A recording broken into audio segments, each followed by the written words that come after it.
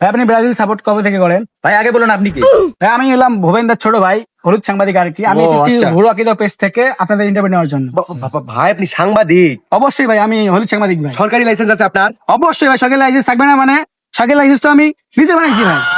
ভাই আপনি Brazil support কবে থেকে করেন? ভাই দেখেন, জন্মের পর সন্তানদের কান্না থামানোর জন্য তাদের বাবা মা তাদের মুখে মধু দেয়। ভাই এটা তো কমন জিনিস ভাই। কিন্তু আমি ইয়াং ফ্যামিলির ছেলে পেলে তো, তাই আমি যখন জন্মগ্রহণ করছি, আমি আবার ফির ভাই হসপিটালে জন্মগ্রহণ করছি।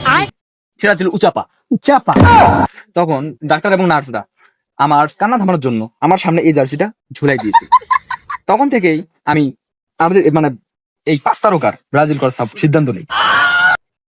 ভাই আপনি কবে থেকে আর্জেন্টিনা সাপোর্ট করেন ভাই? ভাই আপনি নিশ্চয়ই ব্রাজিলের সমর্থক। না ভাই, কখনোই না ভাই। ব্রাজিল সমর্থকদের মতো আচরণ আপনার মাঝে কেমনে আসলো ভাই? আপনি একজন সরকারি রিপোর্টার হয়ে কেমনে পারেন ভাই এইসব আচরণ করতে? না ভাই, আমি ব্রাজিলের সাপোর্টার না ভাই। আচ্ছা ওইগুলো বাদ দেন ভাই, আপনি আর্জেন্টিনা কবে থেকে সাপোর্ট করেন?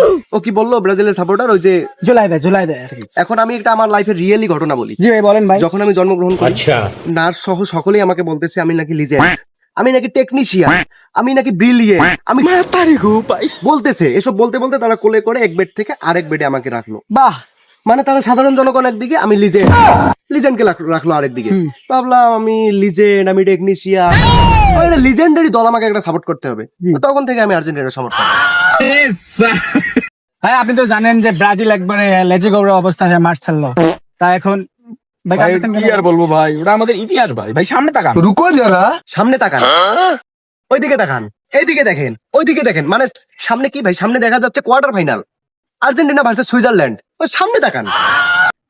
আচ্ছা ভাই ওইগুলো বাদ দেন, ইজিপ্ট আর আর্জেন্টিনার যে ম্যাচটা হলো, আপনি কি ম্যাচটা দেখছিলেন? ভাই সম্পূর্ণ আমি দেখছিলাম। হাফ টাইমের আগে আমি ভালো ছিলাম, কিন্তু হাফ টাইমের পর গিয়ে আমি আবার আমার বাড়িতে ম্যাচ শুরু করি। ভাই আমি আপনার বাড়ির ম্যাচের কথা বলি নাই ভাই, আমি বলতেছি যে ইজিপ্ট আর আর্জেন্টিনার যে ম্যাচটা হইলো ওই ম্যাচটার কথা বলতেছি। দুর্নীতি, সব দুর্নীতি। দুর্নীতি বলবে তো ভাই। ভাই দেখেন, legend is always legend. FIFA on Messi, মানে তাদের পিন করবে ভিতরে। আর মানে ব্রাজিল মাঠে নাই তো, চলে গেছে, পিন করবে ভিতরে।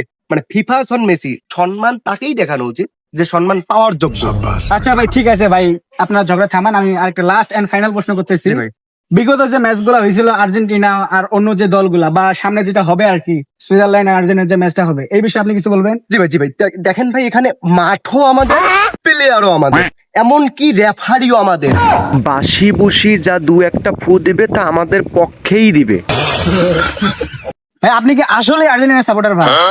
না মানে ভাই, মেন্টাল হেলথ রাইট নাও।